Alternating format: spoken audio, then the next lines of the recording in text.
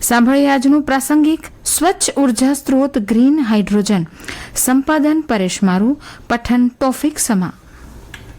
આજના યુગમાં ઉર્જા સંકટ અને પર્યાવરણ પ્રદૂષણ એક મોટું ચિંતાનું કારણ છે.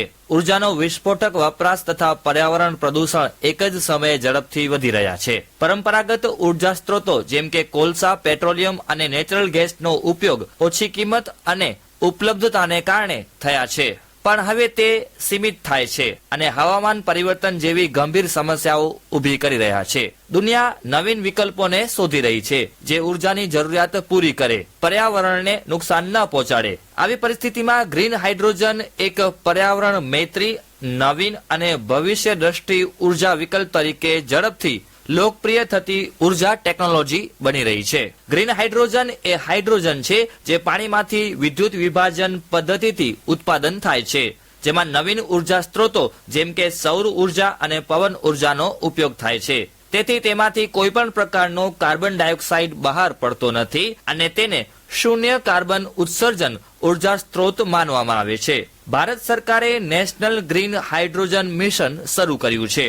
વિવિધ રાજ્યોમાં સૌર ઉર્જા તથા પવન ઉર્જાનો ઉપયોગ કરીને હાઇડ્રોજન ઉત્પાદન કરવા માટે વિશાળ પ્લાન્ટ સ્થાપિત થઈ રહ્યા છે. સમુદ્રી વ્યાપાર, કાર્બન ઘટાડવા માટે શિપિંગ ક્ષેત્રમાં ગ્રીન હાઇડ્રોજનના ઉત્પાદન માટે વિશ્વ સાથે ભારત સરકાર દ્વારા 3 મહાબંદરને ગ્રીન હાઇડ્રોજન હબ તરીકે વિકસાવવામાં આવ્યા છે. કચ્છમાં પણ ગ્રીન હાઇડ્રોજનનું ઉત્પાદન શરૂ થયું છે. દીનદયાળ પોર્ટ ઓથોરિટી દ્વારા કંડલા બંદર ખાતે દેશમાં પ્રથમ વખત મેક ઇન ઇન્ડિયા ટેકનોલોજી સાથેનો પ્લાન્ટ કાર્યરત થયો હતો. કેન્દ્રીય શિપિંગ મંત્રી દ્વારા વર્ચ્યુઅલી આ પ્લાન્ટનું ઉદ્ઘાટન કરાયું હતું. 26 મે 2025ના પ્રધાનમંત્રી દ્વારા 10 મેગાવોટના હાઇડ્રોજન પ્લાન્ટનું લોકાર્પણ કરાયું હતું. માત્ર 4 મહિનાના આ પ્રકલ્પ પૈકી 1 મેગાવોટ કાર્યરત કરાયું છે. આ બાબત ગ્રીન હાઇડ્રોજન ઉદ્યોગ માટે નોંધપાત્ર છે.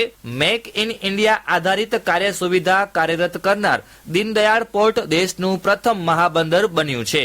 દર વર્ષે અંદાજે 140 million metric ton green hydrogen ઉત્પાદન થશે. આ પહેલ સમુદ્રી વ્યાપારમાં ડીકાર્બનાઇઝેશન માટે મહત્વપૂર્ણ છે.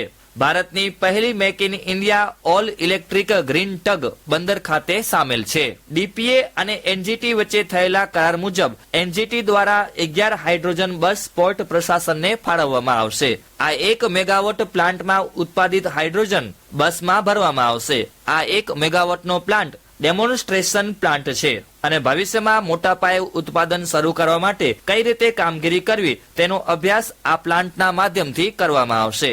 આ પ્લાન્ટ પ્રતિ કલાક 1800 કિલો હાઇડ્રોજન ઉત્પાદન કરશે.